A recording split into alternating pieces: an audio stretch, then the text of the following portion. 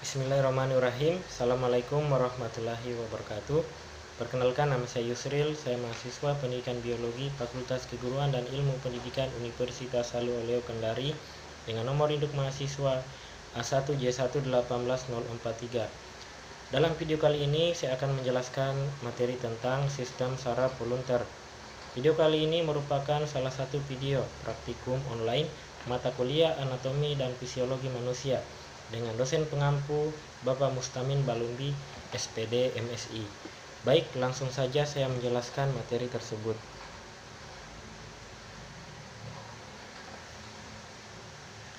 Sistem saraf terdiri dari neuron dan neuroglia yang tersusun membentuk sistem saraf pusat dan sistem saraf tepi.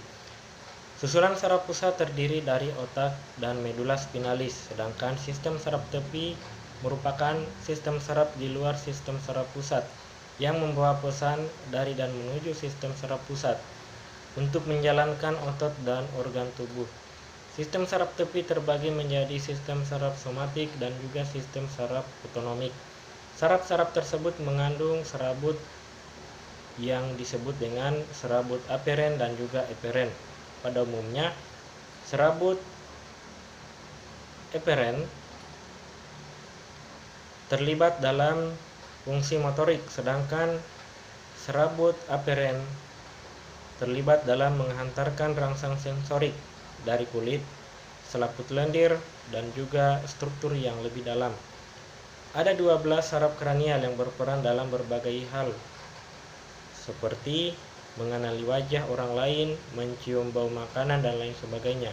Meski ukurannya relatif kecil, namun saraf ini sangat berfungsi dan sangat penting bagi kelangsungan hidup manusia agar dalam menjalankan aktivitasnya sehari-hari dapat berjalan dengan baik. Saraf kranial memiliki dua jenis tugas utama, yaitu yang berhubungan dengan motorik dan juga sensorik. Saraf kranial sensorik bertugas membantu kita untuk melakukan aktivitas seperti mencium bau, melihat, dan mendengar. Sementara saraf kranial motorik bertugas membantu kita mengontrol pergerakan otot kepala dan juga leher. Nah, lebih lengkapnya di sini saya sudah menggambar saraf-saraf kranial dan saya akan jelaskan masing-masing dari saraf kranial tersebut. Yang pertama ada saraf kranial olfaktori. Nah, bisa dilihat dari gambar tersebut. Saraf kranial olfaktori berperan dalam penciuman. Nah, saraf tersebut mengirim informasi dari hidung ke otak terkait dengan bau yang ada di sekitar kita. Jadi jika Anda tidak sengaja mencium bau makanan ataupun minuman, maka saraf olfaktori akan bekerja. Yang kedua, saraf kranial optik. Nah, bisa dilihat saraf kranial optik berperan dalam penglihatan kita. Saat kita menerima cahaya dari luar bersama dengan bagian-bagian mata lainnya, maka saraf ini akan membantu menyampaikan informasi ke otak untuk diolah sehingga kita bisa mengenali objek yang dilihat. Selanjutnya yang ketiga, saraf okulomotor. Nah, saraf ini mempunyai dua fungsi, yaitu fungsi mengontrol otot dan juga respon pupil di mata. Saraf inilah yang mengatur 4 dari total 6 otot yang ada di sekitar mata Anda. Selanjutnya yang keempat ada saraf kranial troklear. Bisa dilihat. Nah, saraf ini berfungsi untuk mengatur pergerakan bola mata ke bawah atau pada saat melotot dan kembali seperti semula. Selanjutnya yang kelima, saraf kranial trigeminal. Bisa dilihat dalam gambar ini. Nah, saraf ini merupakan saraf kranial terbesar dan memegang dua fungsi, yaitu fungsi motorik dan juga sensorik. Saraf trigeminal sendiri dibagi menjadi 3 bagian, yaitu ophthalmicus. Ini saraf yang pertama disebut dengan ophthalmicus. Nah, saraf ini bertugas mengirimkan informasi sensori dari wajah bagian atas seperti dahi, kulit, dan juga kelopak mata. Yang kedua saraf maxillaris, ya, yaitu saraf yang berperan mengirimkan informasi sensori dari bagian tengah wajah seperti pipi, bibir atas, dan rongga hidung.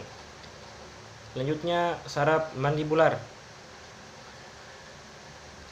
Saraf ini berfungsi dalam mengirim informasi dari telinga, bibir, dan dagu. Selanjutnya yang keenam adalah saraf abdusen. Nah, saraf kranial abdusen ini berperan dalam pergerakan mata. Yang ketiga, saraf facialis. Saraf kranial facialis ini berperan dalam memunculkan ekspresi wajah, misalnya wajah senyum, marah, dan lain sebagainya. Yang kedelapan, saraf kranial vestibuloclear. Nah, saraf ini berperan dalam pendengaran dan membantu keseimbangan manusia. Yang kesembilan, saraf kranial glosopharyngeal. Nah, saraf ini berfungsi menerima informasi dari tenggorokan, tonsil, telinga tengah, dan lidah bagian belakang. Nah, saraf ini juga berperan merasakan sensasi di lidah bagian belakang. Selanjutnya yang ke-10 ada saraf kranial vagus. Nah, saraf ini berfungsi motorik dan juga sensorik hingga parasimpatik.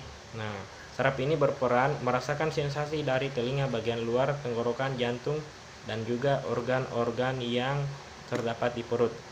Selanjutnya yang keenam ada saraf kranial aksesorius. Nah, saraf ini berperan untuk mendukung motorik dan juga pergerakan dari otak leher. Nah, otot inilah yang mengontrol otot di leher, sehingga kita bisa menggerakkan leher sesuai yang kita inginkan. Yang terakhir ada saraf kranial hipoglossus. Nah, saraf kranial inilah yang berfungsi mengatur pergerakan otot lidah. Baik, itulah tadi penjelasan singkat saya mengenai sistem saraf volunteer. Semoga apa yang saya jelaskan ini mudah dipahami dan bisa bermanfaat. Sekian, wassalamualaikum warahmatullahi wabarakatuh.